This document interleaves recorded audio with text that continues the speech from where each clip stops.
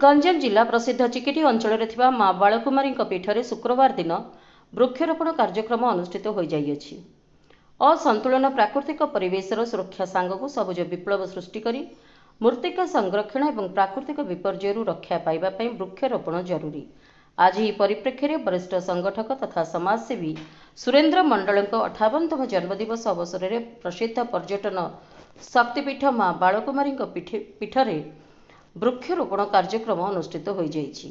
निज शताधिक शुभेच्छुं सहयोग सांगक बीजेडी विधायक प्रार्थी श्रीजुक्त चिन्मयानंद श्रीरूपदेव प्रत्यय सहयोग रे विभिन्न प्रजातिर गछ लगे सबुज विप्लवर वार्ता श्री रूपदेव देइछन्ति। कार्यक्रम रे श्री रूपदेव निजे वृक्षरोपण कर वृक्षर उपकारिता आगामी दिन में परिवेशर सुरक्षा पाई वृक्षरोपण निहाती जरूरी बोली वार्ता देइथिले। एही कार्यक्रम रे एनएससी अध्यक्षा श्रीमती दीपा कुमारी साहू, ब्लॉक अध्यक्ष आपना सेठी, सरपंच जी ज्योति रेड्डी, चिकिटी ब्लॉक बीजेडी सभापति हारंभ रेड्डी, पात्रपुर ब्लॉक सभापति रामनाथ पाणिग्राही, प्रशांत साहू, रघुनंदन साहू, उपाध्यक्ष हरप्रसाद चौधरी, चांदपुर पूर्वतन सरपंच मनोज कुमार साहू, बारिक प्रधान, कालीप्रसाद पंडा, किशोर पंडा, सुशांत पंडा, विपद पंडा, नरी बेहेरा समेत समस्त सरपंच समिति सभ्य संघ को शताधिक शुभेच्छु और श्रीरूपदेव पेन शिवशंकर महांती, परमेश यादव,